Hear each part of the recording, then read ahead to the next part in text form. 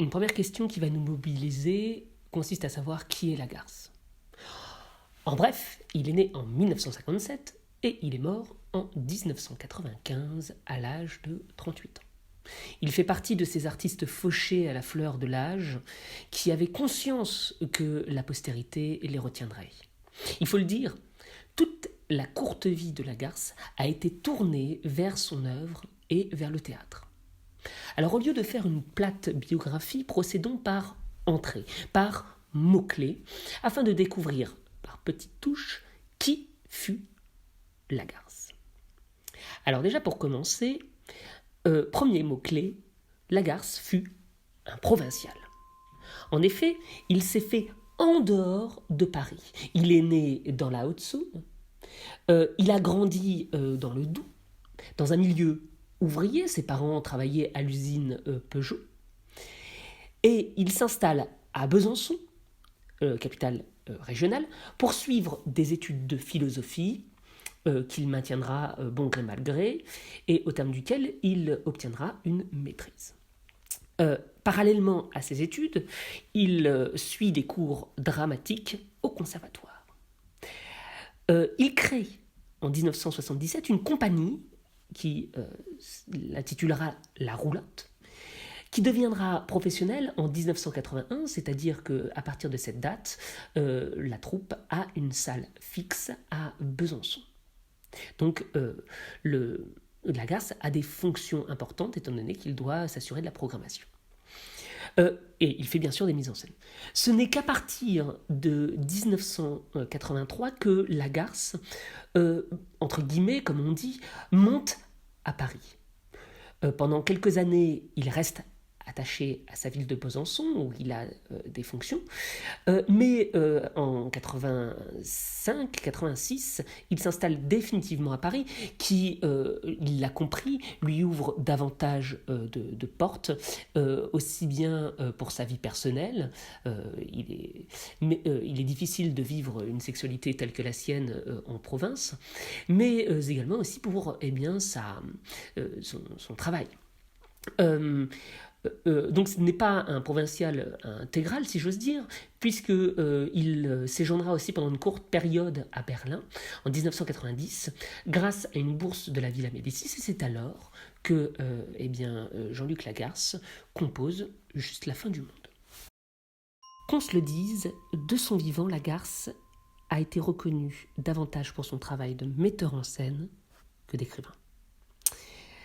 Il réalisera 20 mises en scène pour le théâtre de la Roulotte, en alternant création d'auteurs classiques tels que Molière, Ionesco, Marivaux, pour n'en citer que quelques-uns, en créant aussi des adaptations de textes non théâtraux, notamment de Kafka, d'Homère ou de Crébillon-Fils.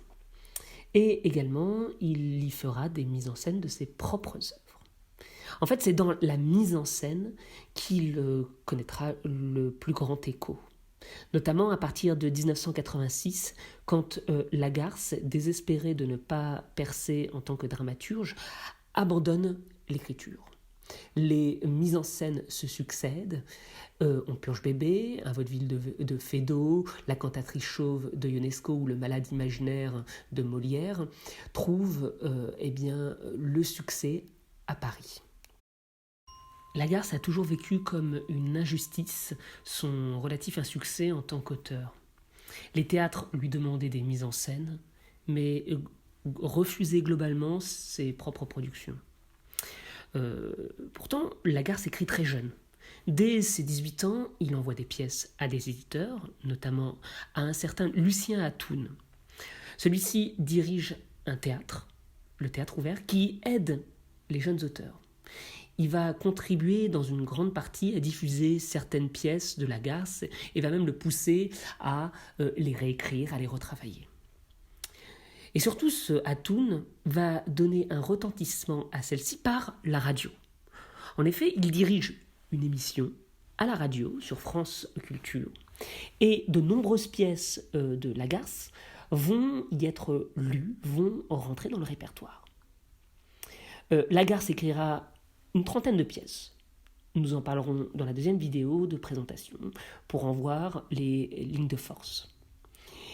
Et il sera aussi un important diariste, étant donné que l'auteur va écrire chaque jour son journal intime avec beaucoup de dérision et de recul, rendant compte ainsi de son travail, de ses recherches, de ses déceptions, de sa vie, bref. Pour finir, il faut en parler, bien que Lagarce n'en ait jamais fait étalage, en juillet 88, il apprend qu'il est séropositif. Voici ce qu'il écrit dans son journal le samedi 23 juillet. La nouvelle du jour, de la semaine, du mois, de l'année, etc., comme il était à craindre et à prévoir, à craindre vraiment, je suis séropositif. Mais il est probable que vous le savez déjà. Regarde depuis ce matin les choses autrement, probable, je ne sais pas. Être plus solitaire encore, si cela est envisageable. Ne croire à rien, non plus, ne croire à rien. Vivre comme j'imagine que vivent les loups, et toutes ces sortes d'histoires. Ou bien plutôt tricher, continuer de plus belle à tricher. Sourire, faire le bel esprit, et taire la menace de la mort, parce que tout de même, comme le dernier sujet d'un dandysme désinvolte. Donc le sida n'empêche pas Lagarce d'écrire ni de travailler. Il le prend, comme il le dit, avec désinvolture. Il déploie au contraire une énergie extraordinaire pour maintenir ce qui a fait jusque-là sa vie. Autour de lui, tout le monde s'étonne de son acharnement. Il écrit, il dirige le théâtre, de la roulotte, il met en scène à Paris.